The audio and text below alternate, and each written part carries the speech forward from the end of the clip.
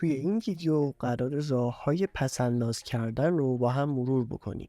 شاید بعضی از این راه‌ها اونقدر عجیب باشه که باور نکنید این راه‌ها کارسازن. شماره 1. فهرست بندی و بودجه بندی کنید.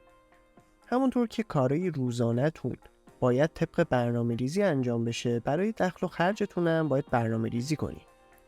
میتونید شما جدولی بکشید و جلوی هر آیتم هزینه‌های معینش رو بنویسید. مثلا هزینه اجاره خونه اگه مستاجرین، هزینه خودرو و بنزین، هزینه‌های درمانی و چکاپ ماهیانه، هزینه درس و مدرسه فرزندتون، هزینه‌هایی که برای لباس، خوراک و تفریح اختصاص میدین و بقیه موارد. از وسایل نقلیه عمومی استفاده کنید. به جای هزینه‌های سنگین کرایه روزانه میتونین از وسایل نقلیه عمومی مثل مترو و BRT استفاده کنید.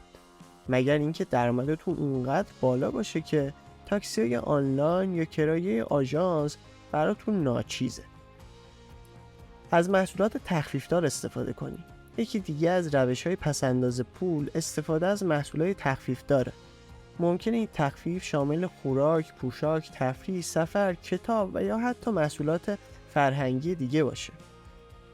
میتونید توی خبرنامه سایت‌های ارائه دهنده خدمات تخفیفدار مثل تخفیفان و نتبرگ و بقیه سایت‌ها عضو بشید و از آخرین رویدادها مطلع بشید. برای کاهش هزینه‌های درمانی به بیمارستان‌های طرف قراردادتون مراجعه کنید. بیمارستانایی هستن که طرف قرارداد با بیمه‌های تکمیلی و یا بیمه‌های رایگان مثل بیمه نیروهای مسلحن. قبل مراجعه به بیمارستان حتما نوع بیمه طرف قرارداد رو چک بکنید. اگر نوع بیمه خدمات درمانی شما مشمول تخفیف و یا رایگان هست، حتما استفاده کنید. این حق شماست. راه 5. برای پیرایش ماهیانه به آموزشگاه‌های آرایشگری سر بزنید. چرا آموزشگاه‌های آرایشگری؟ چون داشتن مدل رایگان برای هنرجوها الزامیه. هنرجوها برای تمرین آرایشگری از افراد میخوان تا مدلشون بشن و بدون دریافت پول موی اونا رو اصلاح میکنن. شماره 6. از تورهای تخفیفدار یا لحظه آخری استفاده کنید. اگر زیاد اهل گردش و تفریح هستین و نگران هزینه‌های سفرید، میتونید از تورهای تخفیفدار و لحظه آخری بهره‌مند بشید. بعدیش اینه که همیشه باید یه چمدون پر توی خونه داشته باشین و منتظر زنگ آژانس هواپیمایی باشید تا به سرعت به سمت فرودگاه حرکت کنید.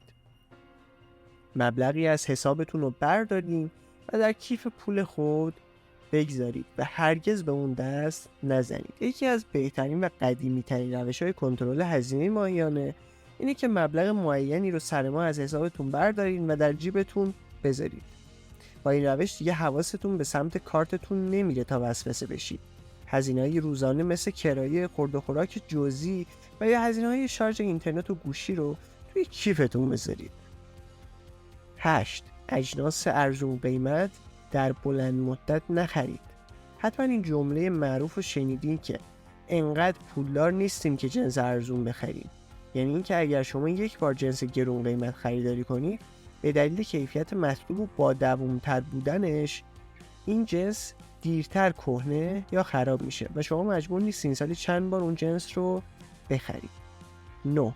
به جای خرید محصولات فرهنگی اونا رو اجاره کنید یا به امانت بگیرید. بهترین مثال عضو شدن توی کتابخونه‌های شهرتونه که به جای خرید کتاب یا محصولات فرهنگی میتونید از اجاره کردن یا امانت گرفتن اونا استفاده کنید. 10. به دنبال آموزش و یادگیری باشید.